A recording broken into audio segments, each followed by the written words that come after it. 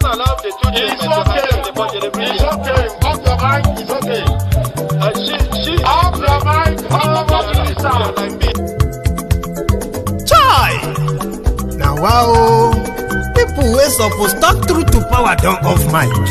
And if we talk, now 500,000 they go summer us, call them hate speech. But fear not, Maiyegun don't come. Ingo torchlight every corner, nooks and cranny of all these bad people where they spoil our country.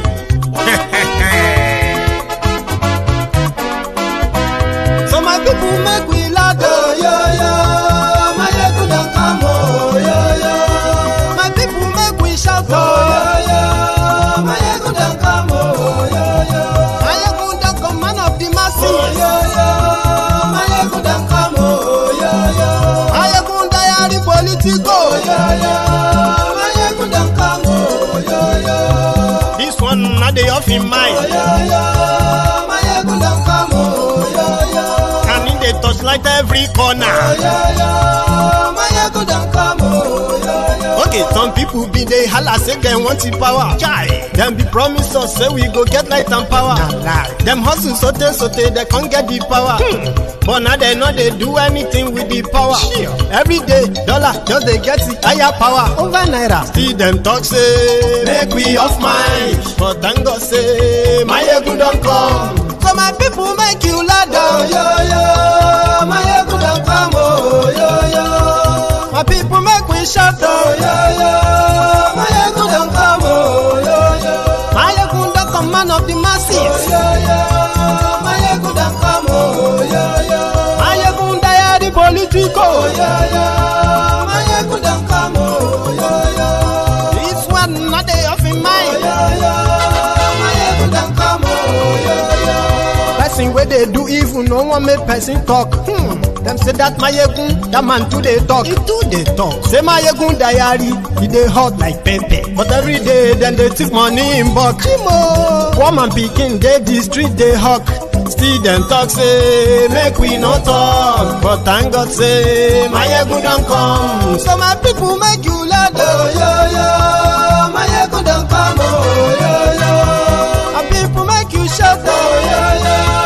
Maiyegun don't come, oh yo yo. Maiyegun don't come, man of the masses, oh yo yo. Maiyegun don't come, oh yo yo. Maiyegun.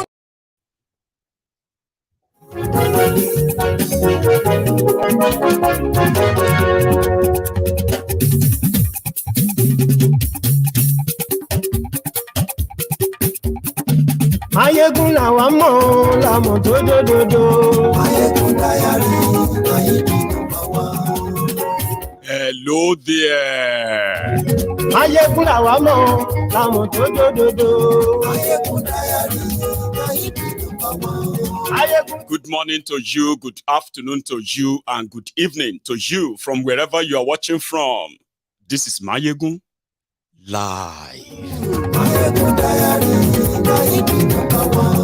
Gbogbo bó ṣe ń lọ ni Maiyegun já wa sí. Maiyegun diary, Maiyegun. Thank you so much for joining me again. I have missed you, and I think I needed that break, but I am back. You should share the broadcast. Invite your friends. Invite your not so friendly friends. Just tell them, Maiyegun to today. Maiyegun diary, Maiyegun number one. Maiyegun diary politico. Maiyegun diary, Maiyegun number one. Godfatherism, kò sí lọ́rọ̀ Maiyegun. Maiyegun diary, Maiyegun number one. Ẹ farabalẹ̀. Read the caption of this broadcast. Read the description as well. Share it. Like the broadcast. Then sit back, relax, and enjoy the program. Yes.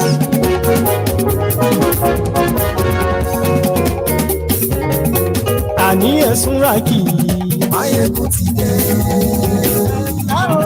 Maiyegun ti dé. Ọ̀jẹ̀lú ẹ̀sùn ra kì í. Maiyegun ti dé.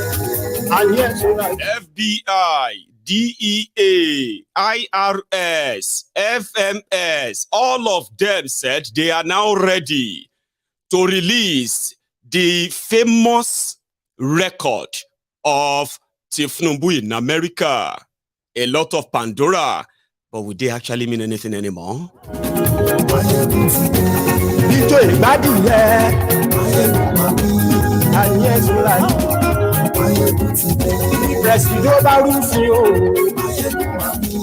Congratulations to you, Nigerians in UAE, Dubai, who have been under this traumatic experience over the diplomatic role.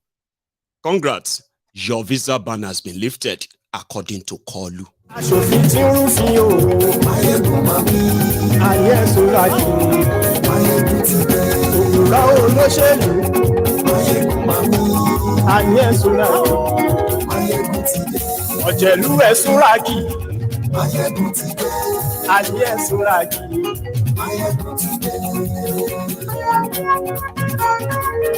Yes.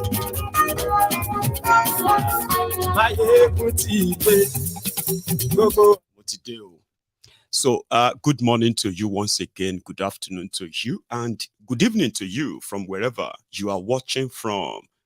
This is Maiyegun live. I bet you have already kind of read the caption of the broadcast and all others, right? Well, I'm going to start with this. There is already a constitutional crisis in Nigeria. Something that those who claim to be intelligent, political, or leaders here and there, what have you, have been unable to come clean and honest. The constitution that Nigeria is operating on, or operating their democracy on or with, is not a constitution that is actually put together by the people themselves. Therefore, the interest of those who cooked that book and their tunnel vision of what Nigeria would be or should be, right, is now playing out. That for those who said what elders saw sitting down, if a young person tried and climbed Kilimanjaro, they would never see it. I have repeatedly say it on this MaiyegunsDiary Politico that the vision of the heroes past that they usually want you to sing about in Nigeria, their vision or their mission or whatever was so poor, selfish, self-centered, that the future they were talking about was actually about themselves in the present at the time. So you would expect those who kind of craft the constitution of a country like Nigeria, that has been existing in crisis upon crisis, most of them fueled by suspicion, distrust, that are completely backed by tribal, religious, ethnic, and other differences. So the same characters, right, drafted the constitution that will never bring development to Nigeria, will never bring unity to Nigeria, will never bring progress to Nigeria. And because it is benefiting some certain few, certain few people, a crop of minute number of people from across Nigeria, they continued, right, to look away. But the D-Day or the dark day is upon Nigeria, and it is unavoidable. You cannot avoid it, and you cannot pray your way out of it. You cannot scheme your way out of it until Nigeria or Nigerians agree to come together and discuss if they still want to be of the same country, under which law, under what arrangement, under what agreement, under what kind of government, until they actually ask every part of Nigeria to chip in and say, well, they want to be or they don't want to be. There will never be any progress or peace in Nigeria. It is not a cause. The cause is that fake book. Now, the tribunal in Nigeria, who kind of was like supposed to be the last, should be the place where the fraudulent constitution of Nigeria is expected to be interpreted in a better way, clearer, explained way, right? But a lot of you who looked up to the judiciary, especially you, the obedient. Now, before I come to that, the election, by the way, talking about a disjointed democracy that is put together by the military with a Decree 4 that became the 1999 constitution that only served the interest of the criminals that were holding Nigeria to ransom. By all means, it doesn't matter who you are or where you come from. The moment you join the system, there is a place for you. The system is there, rigged enough that even you can't change it. Do you understand? So they put this fraudulent constitution together, and then they gave us a democracy. So before now, right, in that same Nigeria, you will think, oh, one Nigeria. I remember telling you many times on this platform as well that there is no one Nigeria. You have many Nigerias, okay? And that has been existing side by side with that fake one Nigeria constitution. Now, in Nigeria, you have a constitution that should be the constitution of the country, everybody. You know, when they say, this is a criminal code of this country, right? Everybody, whether you are rich or poor, big or small, you know, wherever you come from, you are binded by that statute, Abi. So when they say this is a constitution, if it was actually the people's constitution, right? It's okay, this constitution, everybody is binding on you, whether you are this or that. Well, it doesn't matter. If you fall short of any of this part of this constitution, this is your punishment, Abi. No. In Nigeria, you have Nigeria constitution, then you have the Sharia constitution. And even though Nigeria constitution is what they pretended to be using to run the country, but they don't run the country with it. They run the section of the country, a segment of the country with it. There are so many places across Nigeria, not just in northern Nigeria, even in southern Nigeria, there are places whereby the constitution of Nigeria is completely useless. Government of Nigeria doesn't actually dare to tamper with them. Like the Sharia court can sentence you to death because of a text message that you send that insulted Muhammad.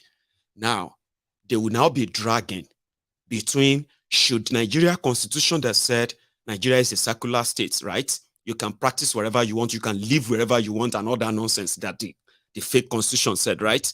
You also know that in that same Nigeria, okay, a part of Nigeria, we're talking about progress here, right? A part of Nigeria that is northern Nigeria, shares from the proceed. Okay, I think to make you understand better, let's go to the frame by frame of the fraudulent, disjointed constitution that has brought about this whole crisis you are witnessing in Nigeria and in your lives today, okay? So they have a constitution that says, as a Nigerian, you can live anywhere you want. As a Nigerian, you can practice any religion you want. As a Nigerian, you can contest. I mean, that means you can run for office. You can contest to be anything you want to be. And you can vote anybody you want to vote, anywhere you want without intimidation. That's what the fraudulent constitution say. All right? Even though in that same fraudulent constitution, it says the government can take away all of that, your rights, and deny them, which means they don't even exist, by the way, right? Now, as a businessman, I cannot take my alcoholic drinks, beverages to northern Nigeria, okay? Because there is a law there, not Nigerian law. Nigerian law says I can do my business anywhere as long as it is legal. So the constitution says I can. But if I get to that part of northern Nigeria, if I don't lose my life, I will lose that business.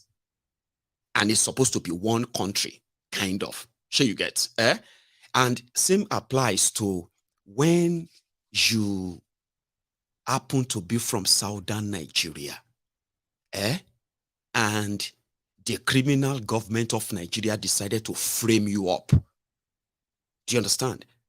There is no way you will get any justice in their courts. Instead of you to get one, they will drag it on. Okay? That too, if you want to find out all these things, right?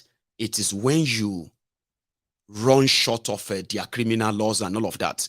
That is when you begin to realize the entire conspiracy against Nigerians. Guess what? All these ideas of segregation, the idea, you've heard about a quota system. Quota system is more or less like a segregation kind of policy. Okay, they say this part of people, they don't get sense. So because of that, we cannot put them side by side with the people of this side. So educationally, we have to give them some leverage so that we can encourage them to go to school. So they put policy in place, segregated the people, right? Then they put another policy in place, or another, which gave them the right to make laws that says, if you may be Nigerian, you may have all the right they said you have, but if you cross this border here, this is what will happen to you, and Nigerian law cannot save you. In truth, it cannot save you. So a lot of people have been then saying that, why don't you just restructure the country in a way that will suit all of the ethnic nationalities in the place, by letting everybody push forward the proposal of the kind of country they want. And if the kind of country they want is not in similarity with the kind of country other people want, then you can begin the negotiation of maybe first at autonomy. Grant autonomy to people who cannot relate with these people. There's nothing bad in that. You don't force them all together, Abi. Anyway, in that same court, like I said, justice is given based on how much is in your pockets and who are you or where are you from. That is Nigeria. So the inequality within the system is so more pronounced that a lot of people just feel like it's all right. It's normal. People will be telling you, why you self go carry alcohol, go northern Nigeria? You know, say they have Sharia. Nobody is asking, when did the rest of Nigeria agreed that the northern Nigeria will have their autonomy to have their own law that actually, in practice, supersede that of Nigeria? Because those who are going to implement the law of Nigeria, they have their sentiments on religion and tribe as well. Sure, you get. So even if you decided to take the law of Nigeria to challenge these rogues, the criminals in charge who are supposed to do their jobs, they will tell you, it is their culture, it is their tradition, it is this, let us respect that. All right? They will tell you, let them be, to maintain peace. So Nigeria has been existing based on, don't provoke this. Be careful of that. Be this or that, Abi. So coming to the right of Nigerians, I'm a Yoruba man. I have all the rights. Like I actually have similar rights, like superficially. Sure, you get. Nobody say anybody get any right per se. But the fact that I'm a Yoruba man, from Yoruba land, a full-blooded one, I have a similar right as that of an average northerner. I'm talking about the smart ones. Maybe all of us smart too. For you know what I mean, like.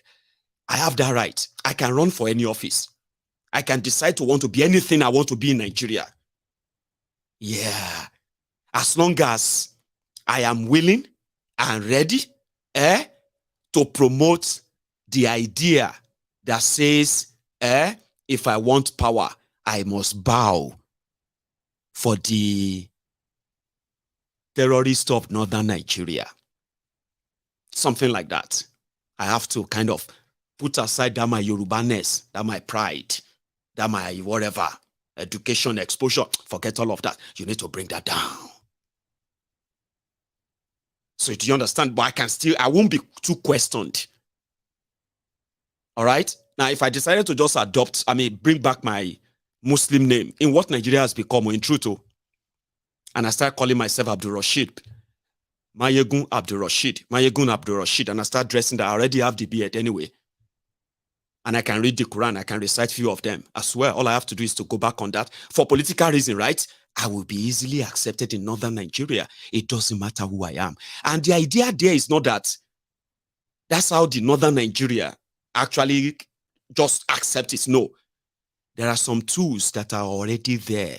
There are those who are supposed to man the institutions that are supposed to be neutral when it comes to religion, tribe, this or that. They will tell you, no, they have to run Nigeria based on that tribal, traditional, selfish, greedy, self-centered ideologies that doesn't actually serve anybody, but it's just for political manipulation. So if I want to belong to that clan, all I have to do is just to play along.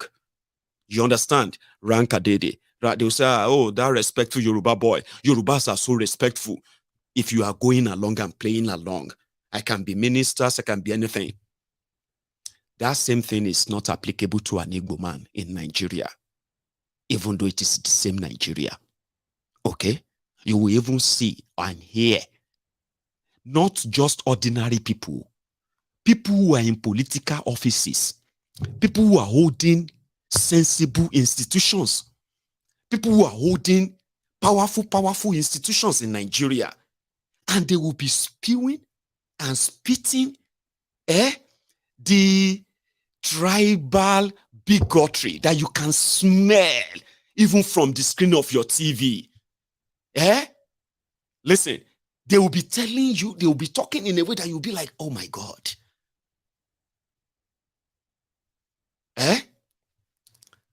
So, when we now have that as a people, a lot of people who have now sensed that, listen, if by whatever Nigeria came to be, and with what we have now seen today, that the distrust, the mistrust, and all of that, the suspicion and all of that people we treat ourselves, isn't it better to begin to kind of respect those boundaries and start having the conversation around them? You know? So if an Igbo man, who is also one Nigerian, says he wants to be president, it will be provoking even Nigerians who are not from Igbo land, and they will be reminding them, we don't trust you. You people want, you said you want Biafra, yet you still say you want to be president. They wanted Biafra. Over 5 million of them were killed so that they won't have that Biafra. So they are now part of the mystery called Nigeria. Abi? So, if they are forced, if you keep 5 million of them to keep them in Nigeria, so whose fault is it that they are part of Nigeria today and they want to be president like anybody else, everyone else? I'm just saying all of this because just so you know the difference between the Nigeria they are selling to you and the Nigeria that is actually in practice, in reality, is a divided Nigeria. And the constitution, the fraudulent constitution that they said they are operating on, if you look at it, is a ragtag book. If to say you should bring the original copy of the 1999 constitution and the alterations and all of that they have done to it since 1999, amendment this, amendment that, and blah, blah, blah, blah, you will see it as if it's going to be like a perforated, mutilated piece of paper, worthless piece of paper that has done nothing but deepen the misery, the frustration, the poverty of Nigerians. That's what it does. And there is nothing that can save Nigeria from it. Elections won't. All right? Peter Obi can't. I hope you will know that, and I'll kind of make you understand better anyway. The reason is simply because Nigerians didn't agree to be Nigerians. There is no record that Nigerians actually agreed to be Nigerians. So for those who framed the fake book called the Constitution, they wanted a fully controlled Nigeria that will remain the same. Even when things seem changing, they will remain the same and even worse. A Nigeria that is irredeemable, irreparable. A Nigeria that is only existing for existing's sake. The Nigerians whose lives are completely being kind of, gambled away. Most of them have no clue, right? So the elections, it said, go and do elections. The 1999 Constitution says, then the Electoral Act says, they put all dramas around that to make it look like it's actually real, right? Unreal schemes, scams. So they said, okay, if all of you don't understand what the law says, what the Constitution says, right? Then let's go to court. That is where you have what do you call them? That is where you have my lord, the people who understand the law. So all of you arguing, let's go to court. They went to court. When they got to that same court, the criminals there, the cash and carry judges. I mean, it's so ridiculous, by the way, right? That the cash and carry judges in that place, they said, the evidence presented, right, which were the evidence that they themselves subpoenaed. It's like saying, okay, I have, my lord, I have all this evidence to present. And I also have some witnesses to call. Okay, you have witnesses to call. Okay, submit your petition. Submit your evidence. So how many witnesses do you want? Okay, let us examine them. Let's check them if they are going to be credible. Okay, the same court is called court process. So let's check them if they are going to be credible. Let's check them if their evidence is going to be tenable. So the court now gave that clearance. They now cleared all the witnesses. Okay, and they said, okay, witnesses, now come and present your own witness and everything and all that. According to law, Constitution said that, Abi. Then it was time to give judgment. In the judgment, they said the Electoral Act said if you submit petition, you must submit witnesses as well. But you see, you have to kind of clear the court have to clear all the witnesses at first before they can actually be cleared to be called witnesses. Abi, that's what the law says. But another law says another one that is not law. Okay. That one now is like, you know what? Because you didn't submit all of them together, we are not going to use them. Then they came back and they said, oh, you didn't give us any evidence. Do you want us to go and look for evidence for you? You didn't even give us any witnesses, anybody. You didn't call witness. You didn't present evidence, blah, blah, blah, right before your very eyes. So then they turn around. Okay. And they're like, oh, you are blackmailing us. Why are you blackmailing us? Because you gave us nothing. So a lot of people are now wondering, okay, if the Constitution says, if somebody didn't be this or that, perjury, for example, somebody who perjure, who fake documents, submit fake certificates, that is a 10 years jail term. Anybody who does that, sure you get. So that's what the law says. But when it got to the tribunal, the people who are supposed to interpret the law, they said, well, what happened is that you didn't give us any evidence that he forged his certificate. Because the evidence you brought, we couldn't use them because you didn't submit them properly. Okay? Then they went on, they said, okay, the Constitution or those criminals who drafted Nigeria Constitution said, you must have 25. They didn't say you have to win Abuja. They said you must have 25%. They created 36 states. They gave them governors, state governors, deputy governors. They gave them House of Assemblies, okay? And they gave them speakers. Then they gave them a House of Representatives to represent constituencies everywhere. They also gave them senators, 3 senators, 9 House of Reps. In some places, they have 14. I think they have 14 House of Rep members from Kano State. There are places they have 12. They have 11, 12. Lagos, I think Lagos have at least 12 as well. More than 9 anyway, but minimum of 9. So they now said FCTO is a special place that during your elections, you must at least win 25%. They didn't say win, no. They said 25% of the vote. So that would then give you, because that's where you are going to live as president and your vice. That's where your government is going to be. The city you are going to rule over, they have no governor. Because those who were drafting the constitutions were like, no, they don't need governor. They didn't even think of giving them a mayor. For example, like a mayor of Abuja. Somebody that is really elected, administering Abuja, not a political appointment. They did those who are those smart criminals, so they didn't put that there. Because we are not smart anyway. It was all about absolute power.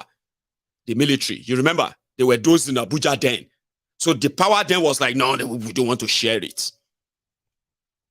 So they went on to put it in their law that to be the president of Nigeria, you must have 25%. And guess, listen to this, oh.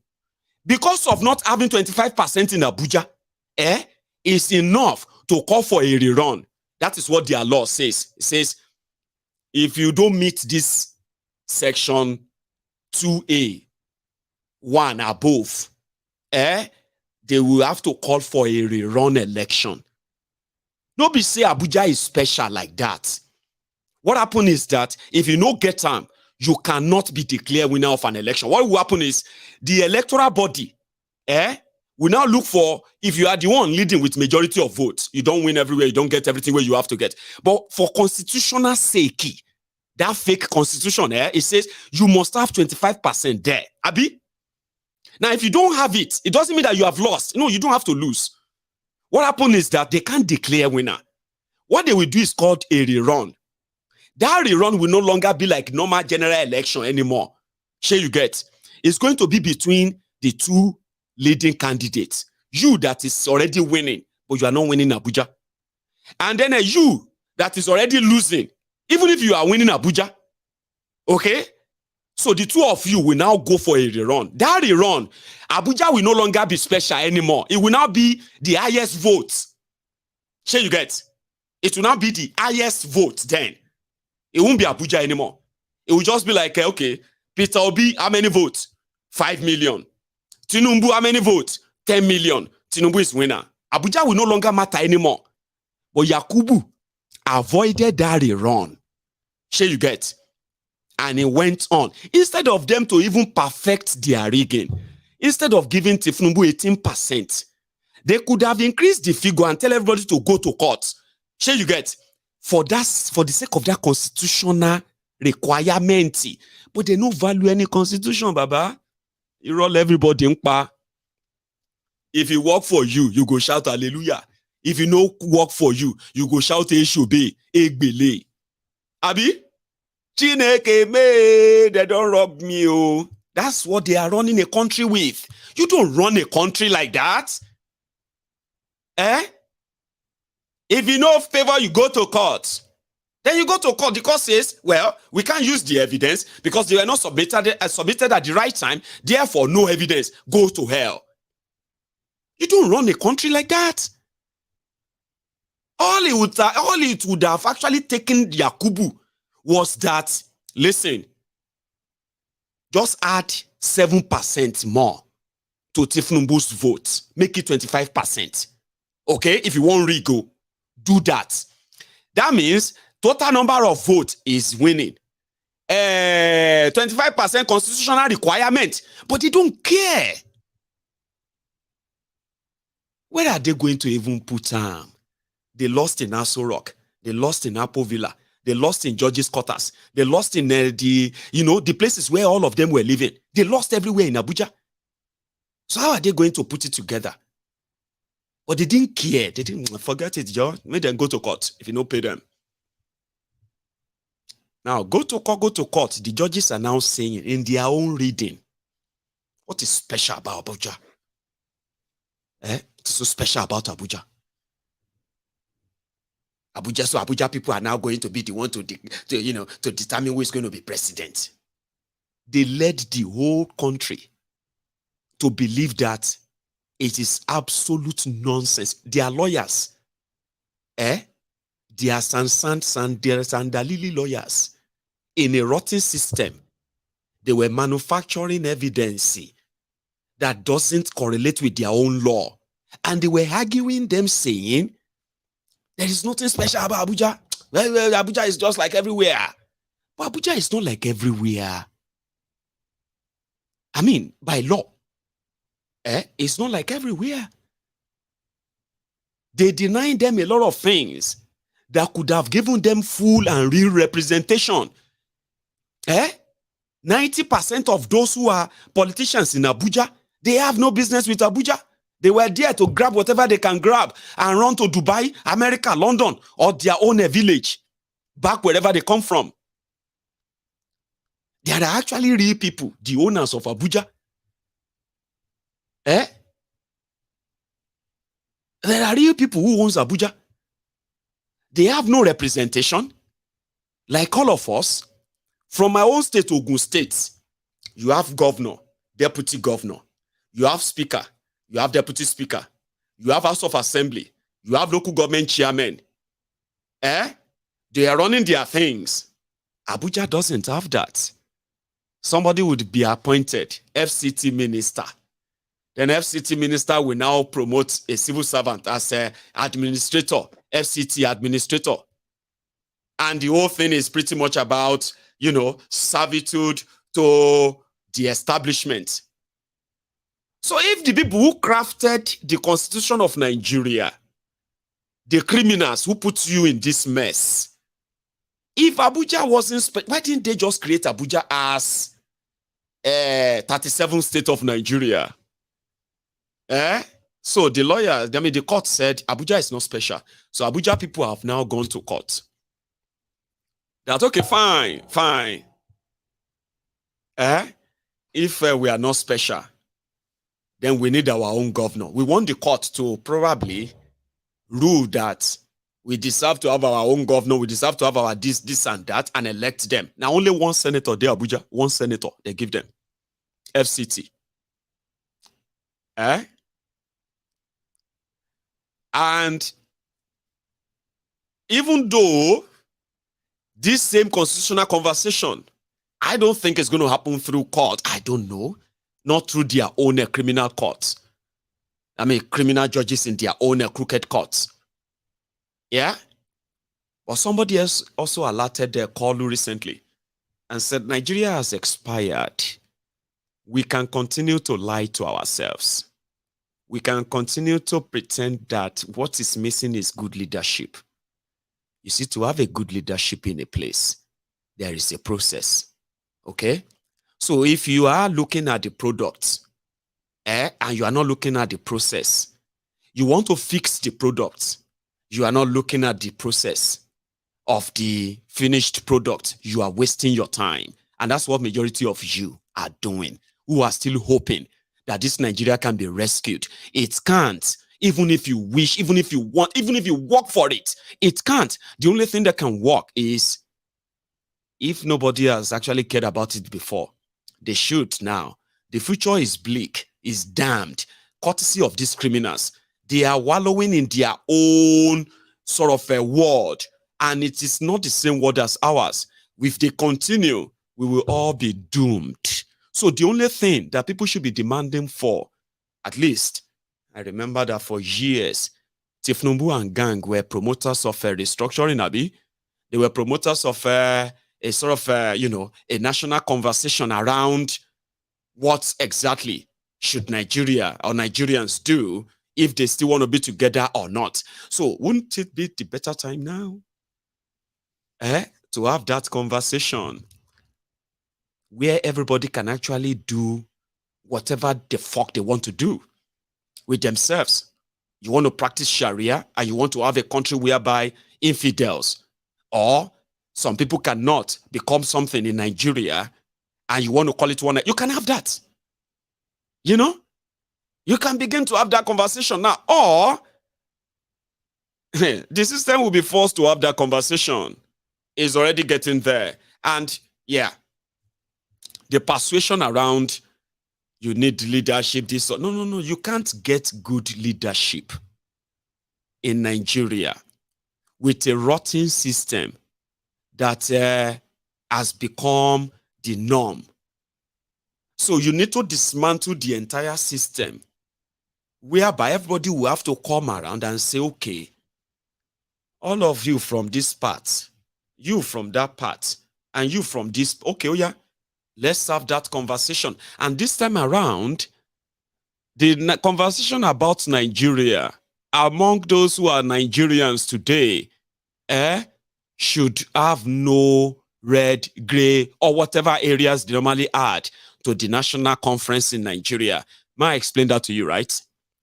A national conference is when everyone from every part of Nigeria, whether you are a Christian or a Muslim, Yorubas, everyone from every part of Nigeria would have to send representatives to a national conference. And at that national conference, is where everything that matters to you or your people or your region are laid bare, or is laid bare for everybody. This is what we want. This is how we want it, right?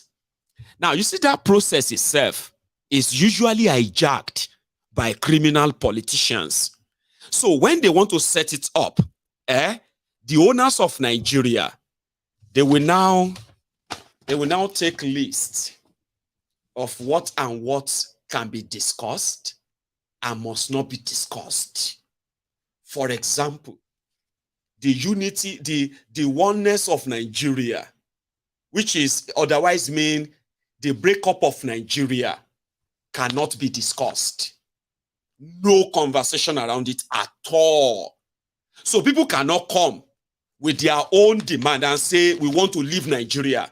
So the owners of Nigeria, when they are calling national conference like that, they will be like, no go area, don't talk about this. The issue of security, when it comes to how to protect Nigerians or how Nigerians should protect themselves, don't talk about this at all. No go area.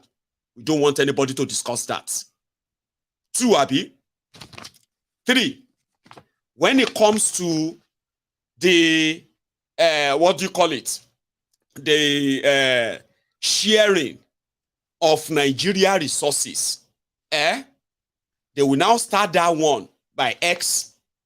If you want to talk about this, we will give you the terms and the talking terms, areas that if you want to say anything about this, so this is what we expect you to say. If you go out of them, now just your own opinion, the conference will not take them. So they usually do that, which means they have always been those who would decide the outcome of that national conversation. The last time they had it, it was during Obasanjo's time. It chose never to honor it. And I think Jonathan tried that he was going to call one and it was going to end up as the same, because it's mostly the opportunity of kind of saying, okay, if the southern Nigeria is not comfortable with this arrangement, let's give them this. Oh yeah, add that. The last conference is where they discuss the 13% derivation or derivation formula, sharing formula for the owners of the Nigeria crude oil and gas. They said the Niger Delta people, the owners of the crude oil and all that, they will be giving them 13.5% from the sale of their crude oil. But the natural resources from elsewhere, Niger Delta people don't even get a clue what is happening to them. Not even Nigerians have a clue what is happening to them. So if you want to call a conference where Nigerians have to come and discuss, there should not be any gray or no-go area. That's when you say you are having a chat. So the typical Arewas, they can come and present their own total opposition to why the Igbos cannot lead Nigeria, and they are bragging about that. Then the Igbos that are going to represent the Igbos at the same conference, we want to see how they're going to come cap in hand, begging Nigeria to accept them and treat them with love when they have an opportunity to actually tell the rest of Nigeria to fuck off. I mean, like, that's what you call national conference. Conference where everybody will have to come in and say, you know what? This is what we want. This is how we want it to be. And if it's going to be a process, let it start with the constitution. Rewrite that trashy book. Because everything has to be kind of done by the book anyway. So if Abuja people says they want to be a small country, let them have it. Those who kept telling you, Biafra is dead, Biafra is dead, Biafra is gone, forget about it, it will never happen. The mistake you are making is that every time you are saying Biafra is dead, Biafra is dead, Biafra is dead, you are actually helping to remind the people that Biafra is not dead. If it is dead, you will not be so concerned. You will not be so worried. You will not be so worked up. But look at how they have done in Nigeria. Every time you wish Biafra is dead, every time you wish, Nigeria is asking you to hold their cup. No, Biafra is not dead. We'll make sure that every Igbo living either in Nigeria or outside Nigeria, they will always have a reason not to be part of Nigeria. And everywhere, every day you see that. Every day you see that. So when people say Biafra is dead in a divided Nigeria, no, it's not. If it is dead, you will not be talking about it. You will not be so worried about it. So why don't you have that conversation? Let's see those who are going to come on. Let's see those who are going to represent the Igbos and say, we are representing the Igbos in this conference. And we want Nigeria to treat us with love. We don't want to go anywhere. Let's see the Niger Deltans themselves. Okay? Let them approach there and say, we are so happy with what we have right now, but we want more sharing of our, like have that conversation. Because within that conversation, the smart people will develop the idea that even the forefathers, remember, Nigeria forefathers, the one you always call your heroes party, they did not practice one Nigeria. And there's a reason for it. There is no connection, no similarity in so many ethnic nationalities, countries, nations. They were forced and fused together for this contraption. So if it has to exist or coexist, then don't derive from that your own, your forebearers, Nigeria forefathers. Have you forgotten that back in the days, in northern Nigeria, it is northerners first. In eastern Nigeria, it is the easterners first. In western Nigeria, it is the Yoruba first. Those were the ideas of our own founding fathers. See, there was no this collusion. There is no this, what do they call this, jollof rice, when they say they like concussion. No concussion, no darudapo. This man was clear. But today's, his own descendants, they are believing that Nigeria is their inheritance. All right? Because they are descendants of Ahmadu Bello. So in that Nigeria, where descendants of Ahmadu Bello believe that Nigeria is their own forefathers' estate, bequeathed to them by the Uthman Dan Fodio, in a divided Nigeria like that, that mentality, how dare you then turn around and say, Nigeria is one, we must work together, let us all leave all this division. No. Listen, the system divides us.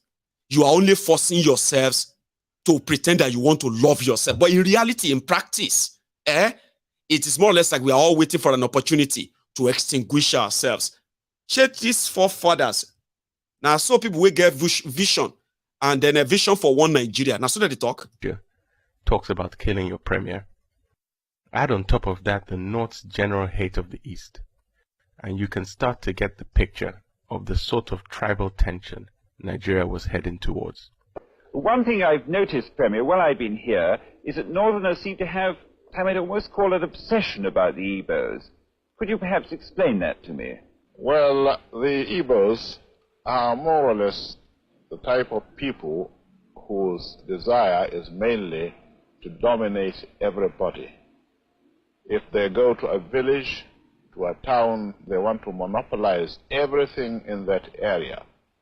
If you put them in a labor camp as a laborer, within a year they will try to emerge as headman of that camp, and so on. Well, in the past, our people were not alive to their responsibilities, because you can see from our northernization policy that in 1952, when I came here, there weren't 10 northerners in our civil service here.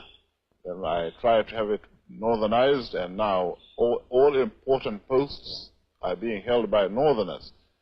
Is this policy of filling all key posts in the north solely with northerners and not with other Nigerians a temporary or a permanent one? In actual fact, what it is a northerner first. If you can't get a northerner, then we take an expatriate like yourself on contract. If we can't, then we can employ another Nigerian, but on contract too. This is going to be permanent, I should say, as far as I can foresee, because it will be rather dangerous to see the number of boys who are now turning from all our learning institutions, coming out with having no work to do.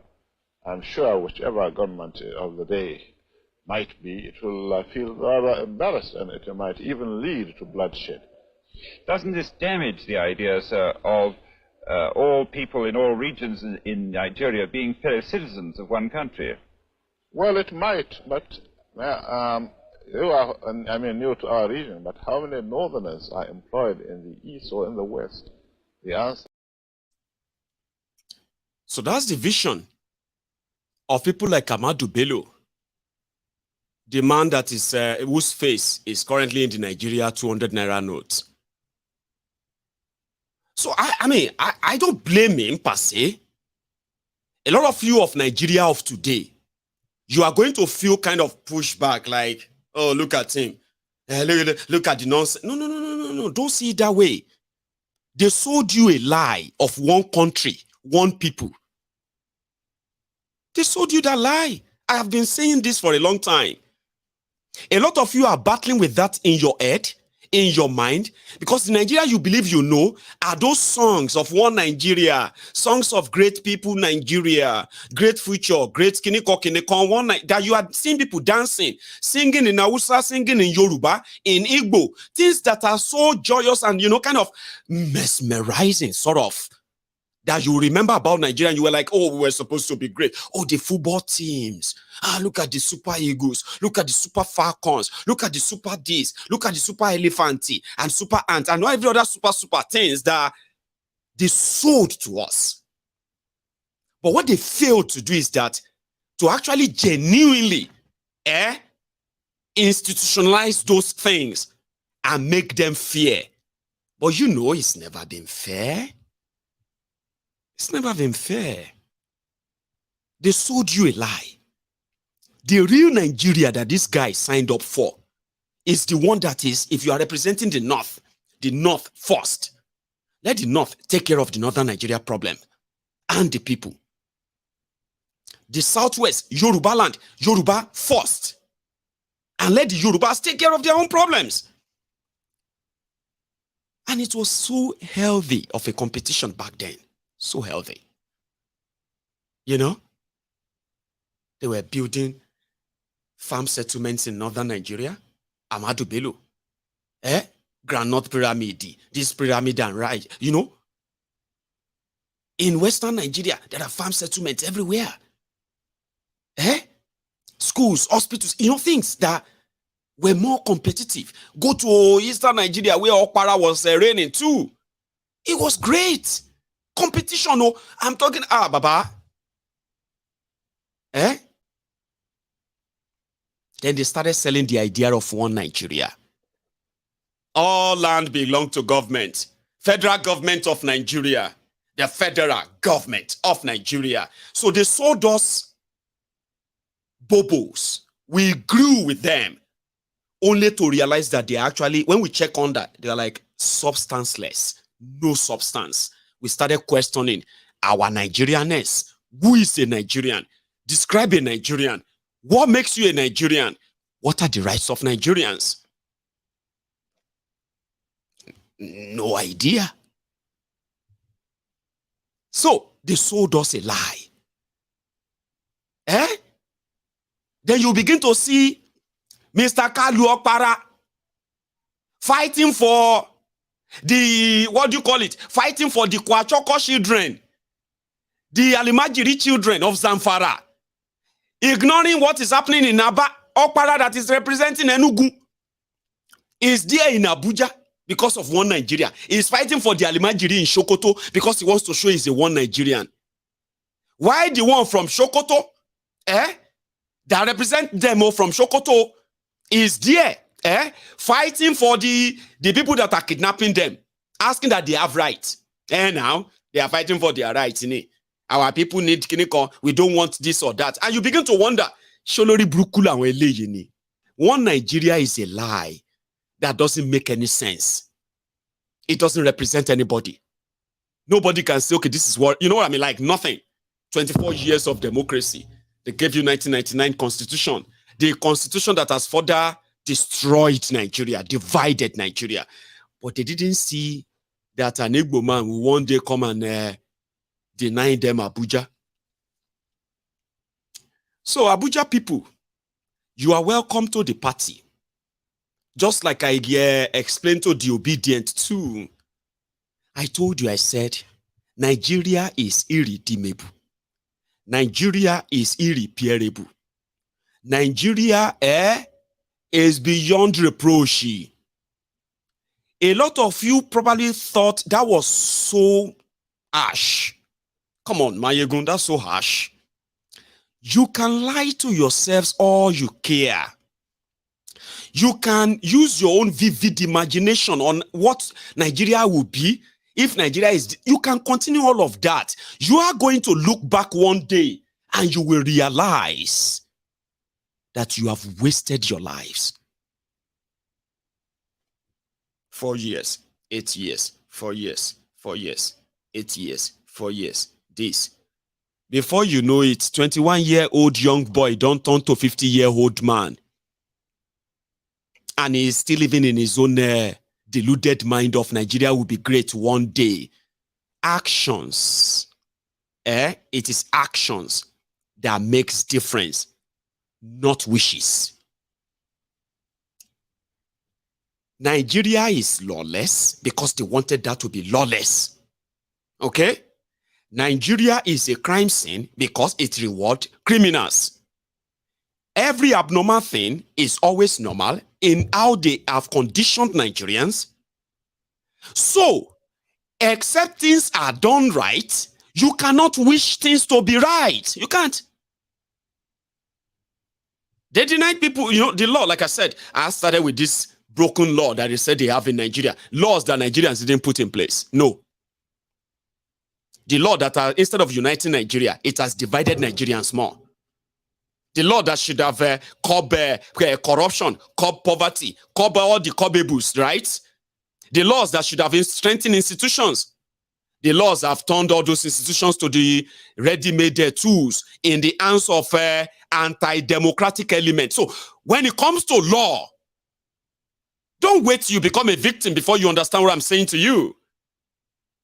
Everyone is a victim, including the criminals who believe this is put together to help them. It's not helping everybody. A lawless country, intentionally lawless country, is never going to get out of the doldrum. Trust me. You can't wish it away. I said, when they deny people their rights, you expect the court to stand up and put their foot on and say, hey, no. And people should see them do that. Abi? And if the criminals who are supposed to execute the law or execute any court injunction or orders and fail to, then shut down the judiciary. There's no point anybody reading law or anybody becoming a judge or even going to any court. There's nobody. You should shut everything down if they are not going to let you do your job. But no, if you can't beat them, you join them. That is what Nigerian system represents. So I told you, when you see people that are being oppressed by police or by your politicians and the rest of them, and you believe because it is not happening to you, only God knows what they do, Jerry. I mean, they cannot just be beating them now. I mean, they cannot just arrest him now. They must have done something, Let us all be careful. Let us say, because it is not happening to you. You don't care. But the day it happens to you, it will come be like, say, heaven won't fall. You cannot run a country by cherry picking your own laws. By cherry picking. What is criminal? When is it crime? Is it a crime? I mean, you can't run a country like that. That is why you have institutions. So if you have a corrupt institution, you have corrupt judiciary, you don't have a country.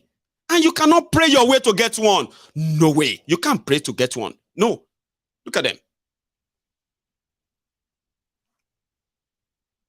They said there is freedom of speech inside the Nigeria fraudulent constitution. Then politicians, police, and those who are even lawyers, they will tell you the freedom after the speech is not guaranteed. And they will say that, with this horrible grin on their face, like it is okay to say that. There's freedom of speech. But freedom after speech is not guaranteed because they won't take you to court. They will kidnap you. The law didn't say they should kidnap you.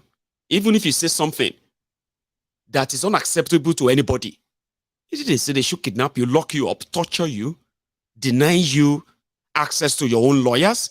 No, it is only in a lawless country where they treat them. For example, like this. Fight everywhere, palliative.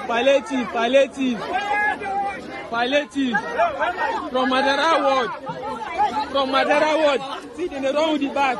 Then they steal the bag. They don't steal them. They don't steal the bag. Palliative, then they run with the bag.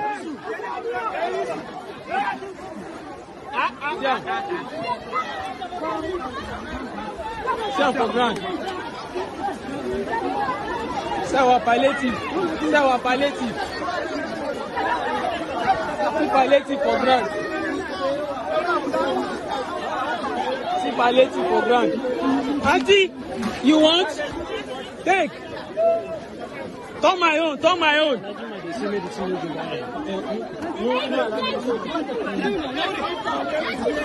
Palliative.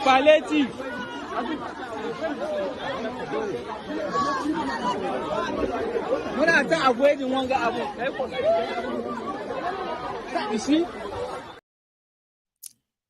So in a place where they treat them that way, and people who are responsible for that are never held responsible.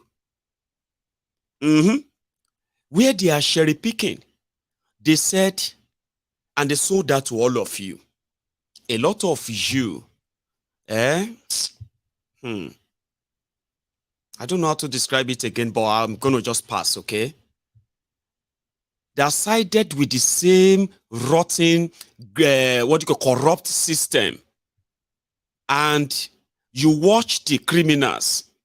They started putting together every kind of a conspiracy they can so as to legitimize their state-sponsored genocide, the state-sponsored massacre of young people from Igbo land, from eastern Nigeria. I mean, that one is actually the state-sponsored one. Oh. They created an excuse where they have no real policing system that can actually separate criminals from the real people. But since they have already been labeled, a lot of you agreed. But one thing you probably, as to your own kind of satisfaction, kill them, chase them, all this IPOB, all this kiniko, and all of that, at your own whims, then you were kind of feeling cool, right? Thinking they were doing it for you. No, they were not. All they needed is just an excuse to kill you. And that can happen anywhere because it's always happening everywhere. A lot of you just don't notice because it hasn't happened to you. Injustice comes in so many ways. People have been subjected to this state profiling. They have been subjected to these state-sponsored killings for the past 9 years, at least officially in Nigeria. And a lot of you just looked away. They deserve them. They took them to court. I mean, in places where they managed to take them to court, to that same judiciary, the same courts, discharged, acquitted, all the innocent people they dragged together, tortured, beaten, because they tagged them IPOB. Why their own real criminals that they gave guns to, the political ushers and criminals in eastern Nigeria that are wrecking havoc, that they do know, continue to roam the street, call them unknown this, unknown that. But a lot of you are kind of already swayed. These people, this IPOB are giving our region a bad name because they are the ones who stop the constructions of road. They are the ones who stop the construction of markets, hospitals, schools.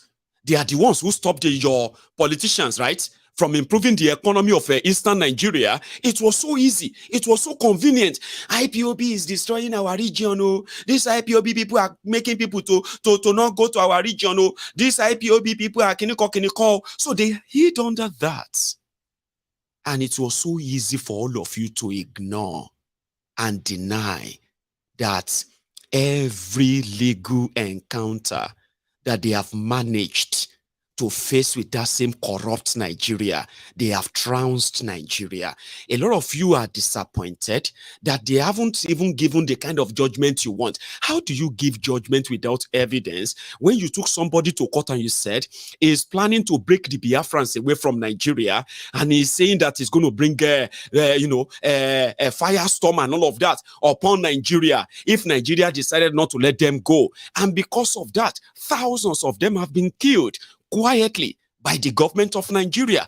No responsibility. And inside their own courtrooms, they presented their phone, broken phone, as evidence that Nnamdi Kanu brought equipment to Nigeria to come and break Nigeria. Broken phone to broadcast Biafra radio.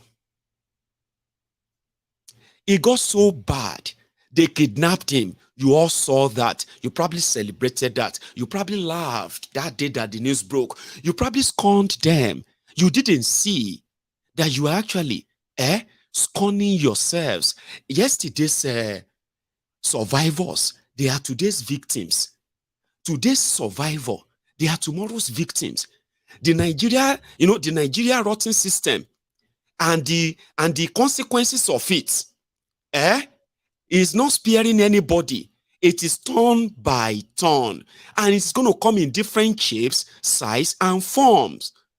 So a lot of you who saw the injustice then, it's kind of felt cool. Deal with them. The president of IPOB, the president of IPO, you were mocking them. Yet, the oppressors, they were keeping him as a trophy.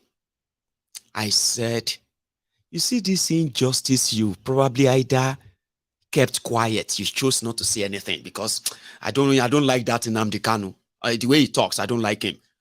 I mean, he's so divisive, he's so kiniko. I hate him. He deserves whatever is going on with him. Oh, I don't even know why they cannot even send him to life in jail. Nnamdi Kanu never hurt you. He is not the reason why Nigeria is what Nigeria has become. You know it. I mean, so you know this. Abi, in fact, it is the failure of your leaders that has given birth to Nnamdi Kanu, that has given birth to Sunday Igboho. It is the failure of your criminal leaders that has given birth to so many other people who are making demands today. You are not seeing it that way, but you want them punished by the same criminals who created them. How does that work? Well, the injustice, as they say, injustice anywhere, is injustice everywhere. Injustice to one, is injustice to all. However, a lot of you didn't see it that way. Okay? He speaks too much. He blah, blah, blah, blah, blah, blah, blah, blah. And then you ignored all of that. They said he should be returned back to Kenya. Did you know that?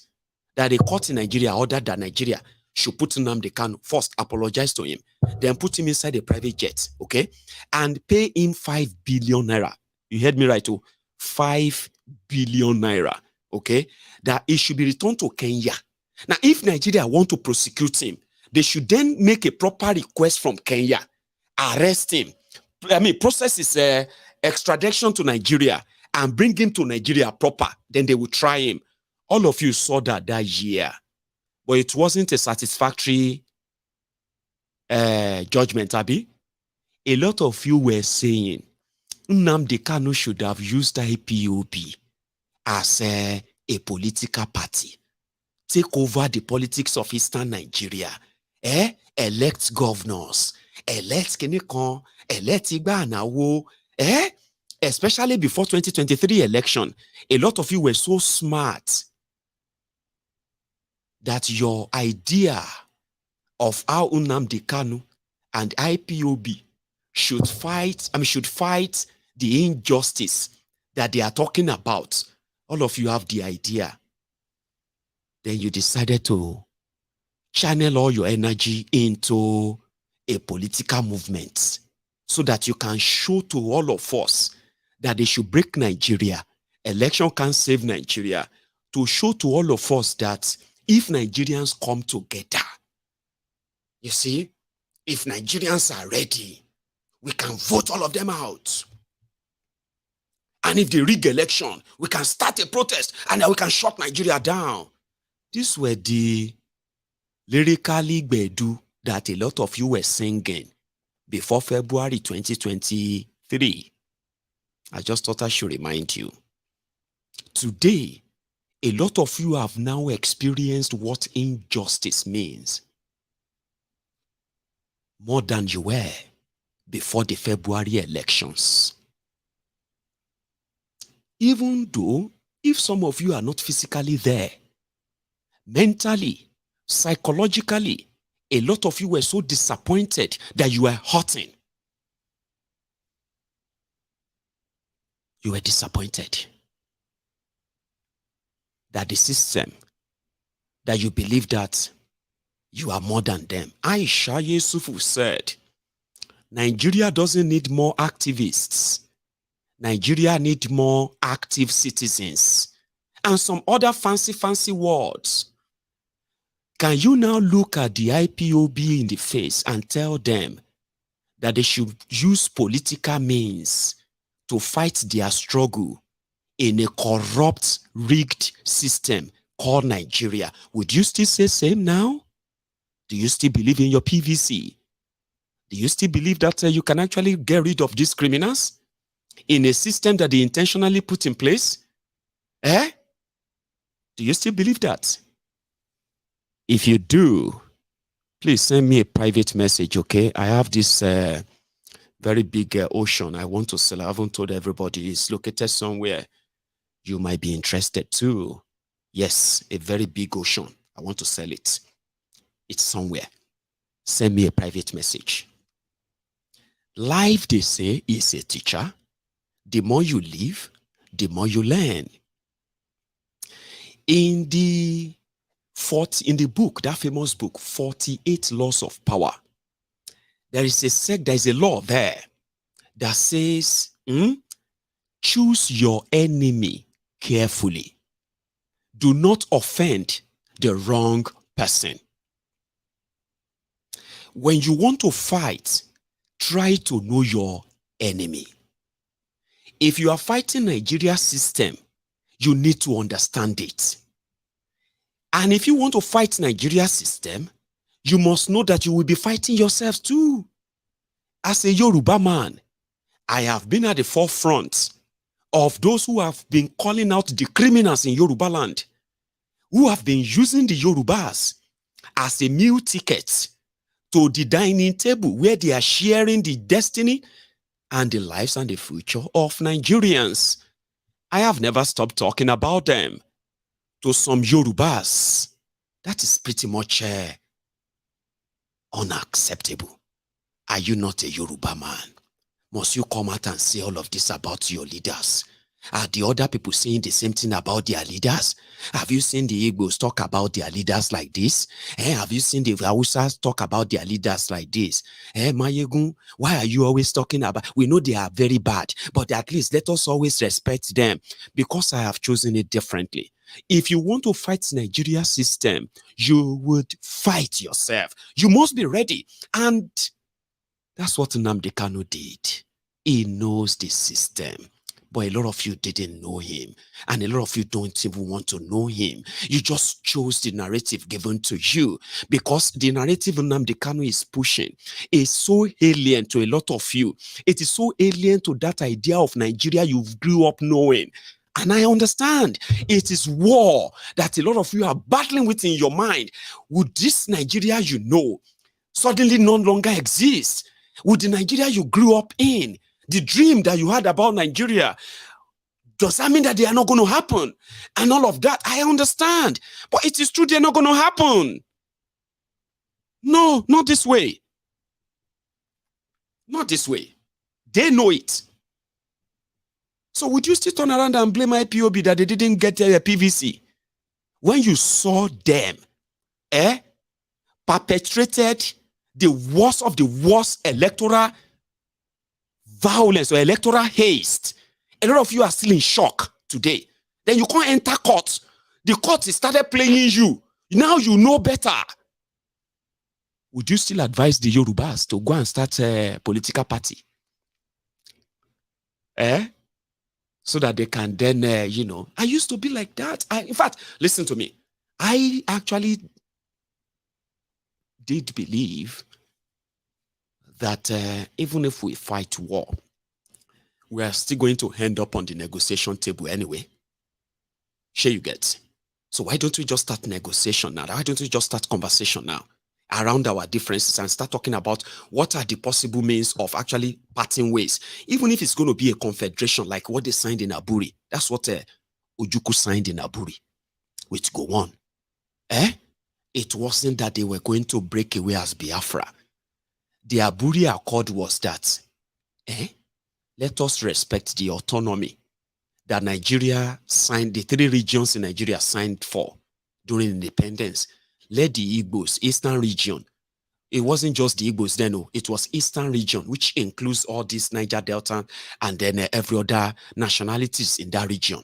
They were the people from the Eastern Nigeria. Here you get. They were supposed to continue to maintain and enjoy their autonomy. The autonomy that Samuel Okpara, their own, their own premier at the time signed up for. The autonomy that Ahmadu Bello signed up for. The autonomy that Baba Obafemi Awolowo signed up for. It was the autonomy that Yorubas will run their thing, their own economy, their own security. The Eastern Nigeria will run their things, their own economy, their own security. The Northern Nigeria will do the same. Then they created a Midwestern region at a point, which means they too will have their own autonomy. That was what they signed there in Aburi, 1967. When they got back to Nigeria, now from the office of Gowon, they told Gowon that, are you mad, Dini? How dare you go and sign that agreement with Ojukwu? Don't you know that from that autonomy, you are just going to wake up one day and they will declare their Biafra because they would have become stronger then. And you, president of Nigeria, out there, you are not president of anywhere. The Yorubas are going to demand for their own autonomy too. Once they realize that the Igbos are already starting, they are practicing it. Are you mad? There's no... Get the hell out of here. Where's that document? Bring it. This is the document we signed. We even had a toast to it. We drank wine and all of that. You are mad. Bring the document. They burnt it and they said, no agreement. Few months later, they declared the Biafra War. And the Biafran War wasn't actually declared. It was that moment that the whole slaughter started from northern Nigeria. And it was orchestrated that way. So if confederation, around that time, if the confederation says, okay, let's go for confederation, let everybody just run their own thing. Nigeria may not be this divided, though. Nigerians may not hate themselves this much, oh. Nigeria may not be this underdeveloped, though. Are you with me? It probably would have made better sense than what you have right now. But they stopped it for their own selfish whatever. And here we are. Everybody will what? Everybody will feel it. Anyway, there is a part I want to quickly drop in. I wanted the last time. Okay? I'll put it right now. 1 second. I'm going to continue. Don't go anywhere. This was when the issue of technicality first popped up in the Nigerian fake constitution. And, okay, you know what? Let's start with this. My Lord, the Senate President has restricted us to 2 questions, but I will just take 1 question, very small one, and then an advice. My question is on the philosophy of the Supreme Court. My Lord, in 2018, Akeredolu versus Abraham. I can quote the Supreme Court, if you permit me. The Supreme Court said, technicality in the administration of justice shuts out justice, and went further to say that it is therefore better to have a case heard and determined on its merits than to leave the court with the shield of victory obtained on mere technicality. This Supreme Court. So we're very happy with that. But my Lord, just a few weeks ago, the Supreme Court also said, and I quote, the correct order to make is to declare the judgment of the trial tribunal a nullity as a result of one of the panelists not sitting on a day proceedings were held. And so Nigerians are really worried. Where would this Supreme Court be situated? We would like to know from you, under you, where justice will be. Not by distinguished Senator Aburi centers on the technicalities and perhaps the difficulties we are facing in technicalities. Permit me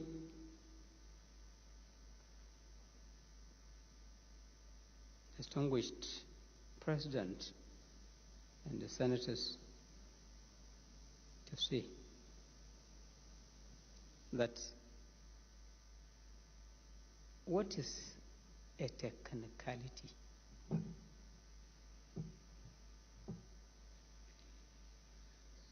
Something which is technical, in my definition, it is something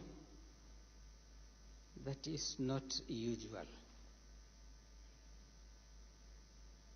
that may sometimes defy all the norms. No. I'm so sorry. The audio is poorer than I thought. I'm going to work on it. That's a Tanko technicality, explaining the technicality of the law and comparing that with a plane and then a driver and all of that. Okay, so I'm sorry. I thought it would be louder than that. So there's no point in staying on too long. Okay. Now, going forward, like I said, to those of you who were then choosing which, what do you call it, which victim, sorry, no, not victimhood, you know, which of the laws or which of the injustice you would kind of accord the right name as injustice. Nnamdi Kanu is locked up today, okay? Because even some of you felt like if Nnamdi Kanu was to be released before your elections, it would have made it impossible for Peter Obi to win. The people destroying people also felt like the same thing. That, in fact, APC, Egbekegbe, was planning to release him so as to stop your vote in Eastern Nigeria. Now, like I said, a lot of you were cherry-picking what is justice and what is injustice. Remember? Until February 25, when millions of you now experienced the first-hand real injustice. The one that, apart from the one you actually encounter every day of your life, the injustice an average Nigerian encounter every day of their lives, right, can best or better be imagined. But you see this particular one, a lot of them put all of their disappointments. A lot of you put all of your frustration. A lot of you said, now like this, you go press your thumb on the day of election. Now like this, I go vote for Obi. I go shake. Now all of that got truncated by a rotten system that doesn't give a damn about any process or what have you. And a lot of you today are so angry, very angry. Be honest, though, you are very angry. Now, do you see what it feels like to be an IPOB member or to be an Igbo man caught in the web of the conspiracy of Nigerian government in eastern Nigeria, and yet you can't even explain yourself to anybody? Nobody wants to listen to you because you have already been condemned even before you open your mouth. Today, the level at which they are gaslighting the obedient, they want to make it so bad that it will get to a stage that for you to even say, thank you, for you to even say you are an obedient, it will be like you are calling the mob. It's like setting yourself on fire. That's exactly where they are going. Today, everything that is wrong with Nigeria, they are working day and night to blame it on you. And a lot of you, after being rigged out, after being robbed at the judiciary, your anger has kind of quadrupled. You are more angrier now. But another thing is that you are even more angrier that you are being gaslighted. And it seems nobody wants to listen to you. Have you not felt that way? I mean, if you're an obedient watching me right now, are you not feeling that way already? Like, okay, what are we going to do now? Who should we now talk to now? Are you not feeling frustrated now that they are turning blue to black in your right very eyes? They are changing the narrative of what really happened to something else. And here you are doing your best to say, no, this is what happened. This is wrong. This is a lie. This is a that. Do you see how that feels? That is Nigeria. Oloye Sunday Igboho was like me and you, just me and you. We hear about Nigeria. We just feel like since it no concern me, since it no concern my family, it hasn't affected us. So what is it? Well, God will help them, Jare. Since it is not happening to me, Oloye Sunday Igboho was just like every one of us. He was doing his own business. He was running his family.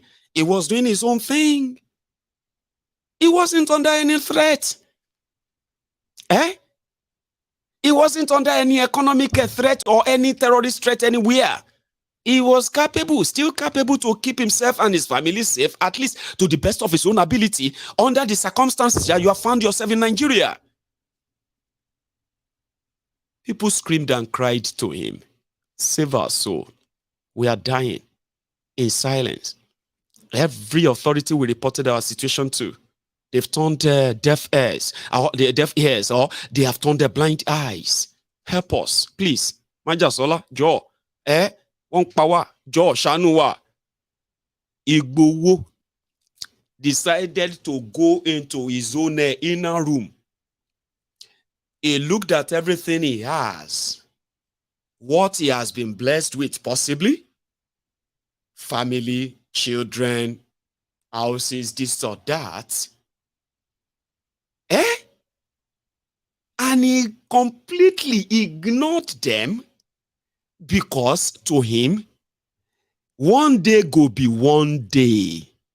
When the people that are killing the helpless people have no helpless people to attack or kill anymore, now you will be say you feel untouchable, go be next.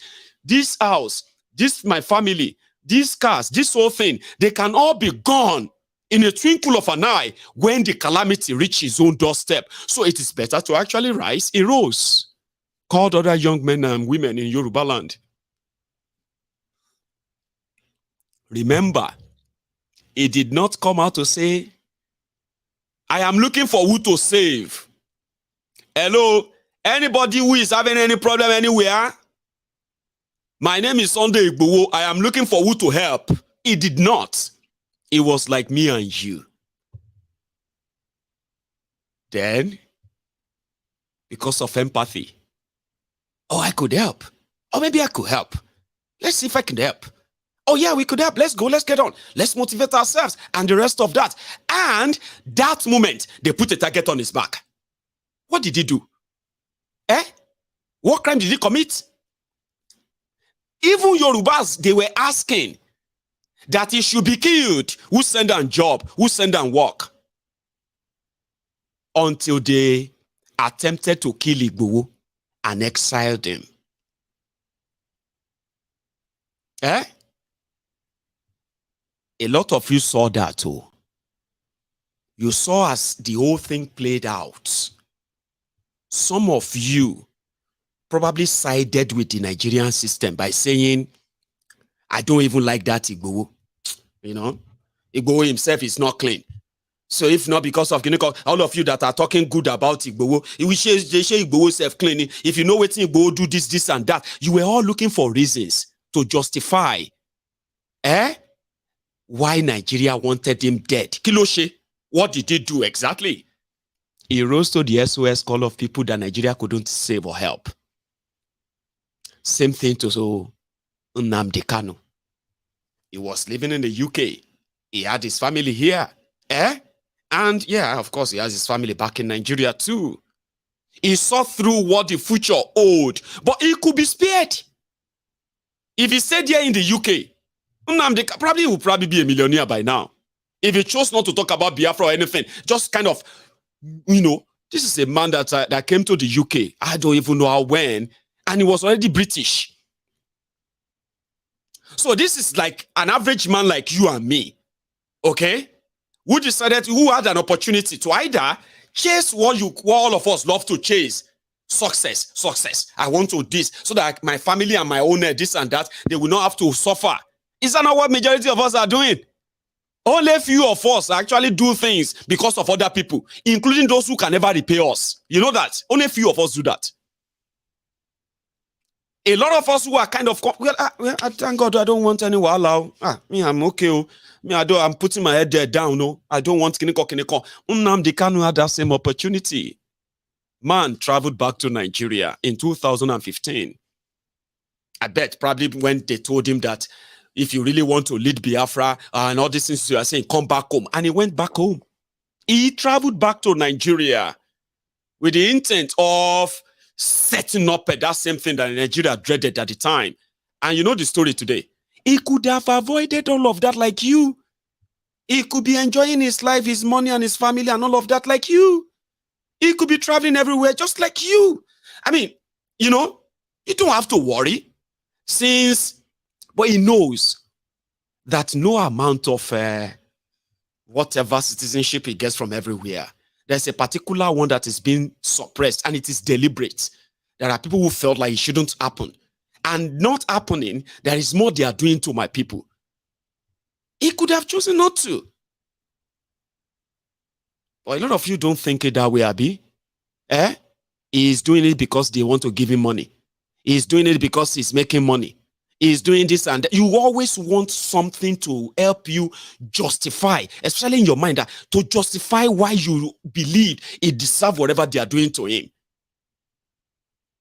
Do you get what I'm trying to say here? It's about that, not what you feel, it's about justice, Abi.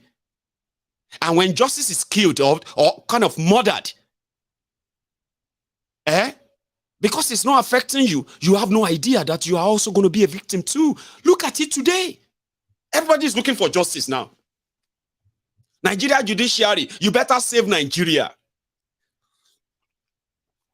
You reach your turn. You now believe that the Judiciary are the ones that have to save Nigeria. Because the injustice is too much. You have no idea of the millions of IPOB members who have actually been subjected to that kind of a gaslighting thing, who have been actually made to come and confess to what they didn't do. A lot of them that you have been accusing, when you see Sishiku Emeka, once you see Shinedu, once you see, what do you call it, anyone that sounds like Igbo, bam, IPOB, you are kiniko, because they have made you feel like it is actually a bad thing to be an IPOB, even when you know they've done nothing. Today, a lot of you are also looking for justice. All of us are looking for justice everywhere now. We need justice. We want justice. Justice from where? From the same place that they have the same justice has eluded everybody. The same place that is justice is based on the color of your skin, no, not color, from where you come from. That's how you get justice, or how much is in your pocket. How much doesn't really matter more than where you come from, by the way. I'm just saying, I'm not trying to make you feel bad than you already feel.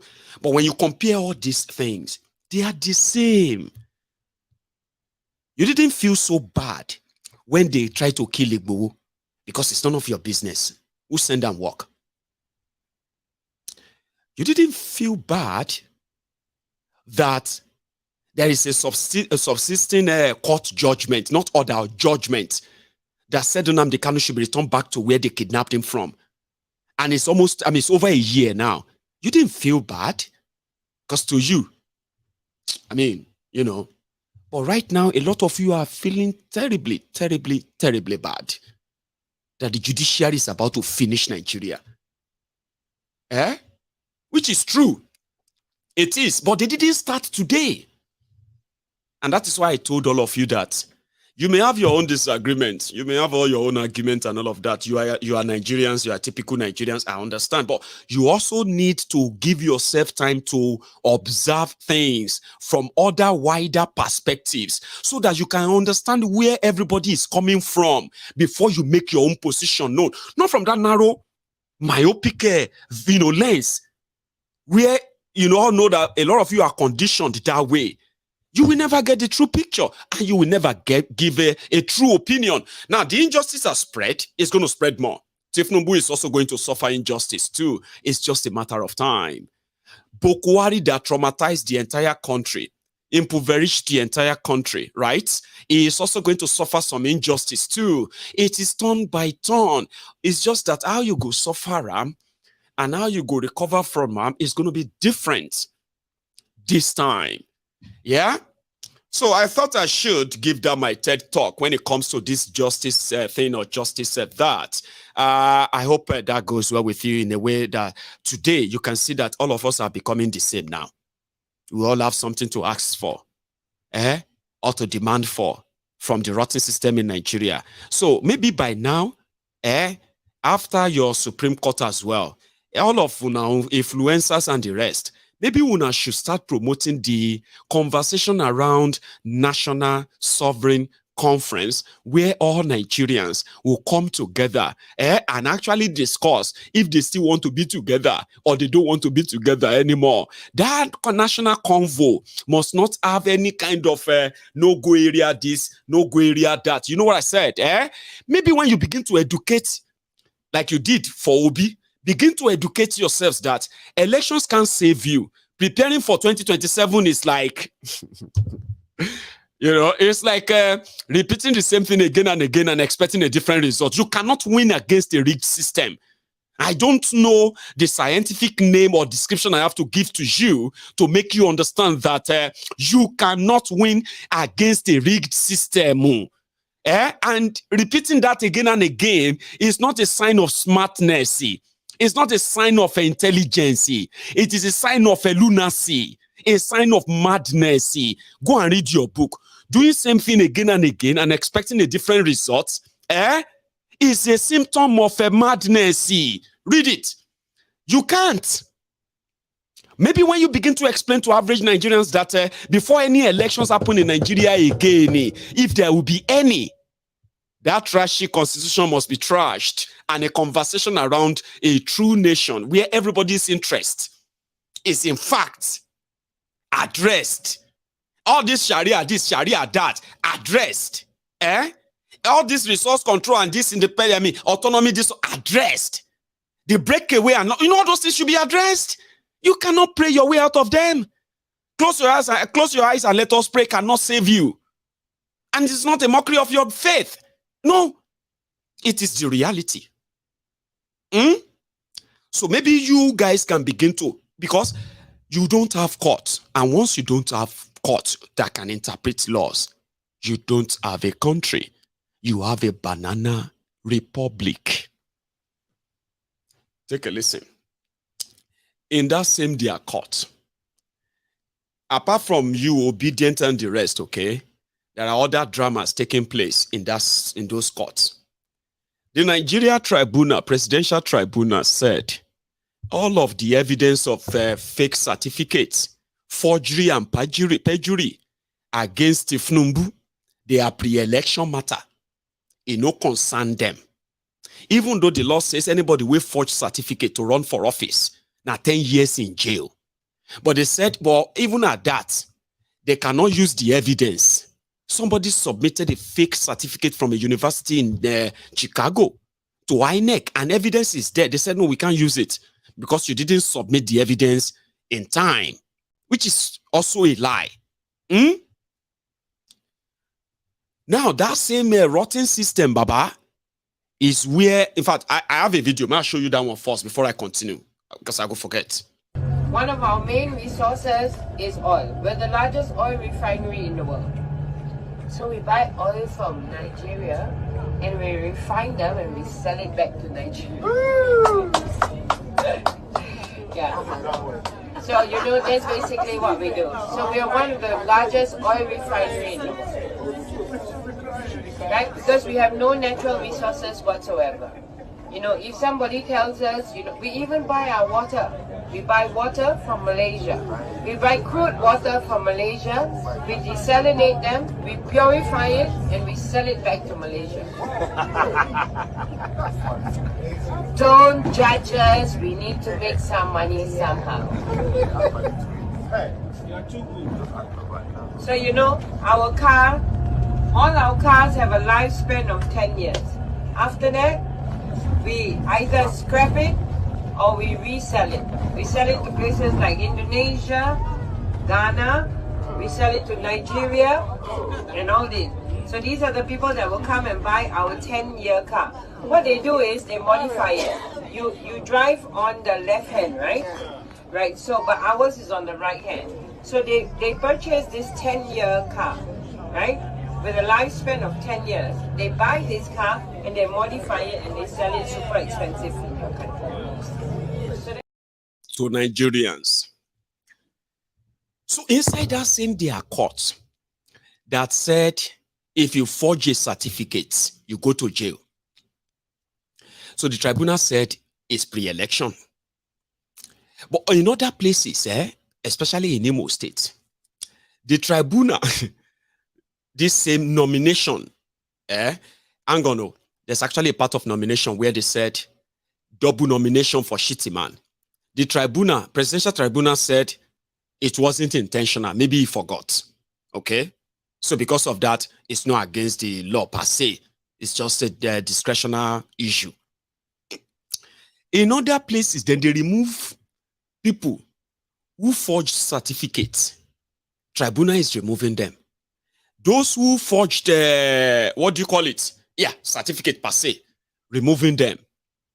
And those who got nominated wrongly, removed. But there is something in Imo State, that one is different. You know Ikenga, the Ikenga of Imo, that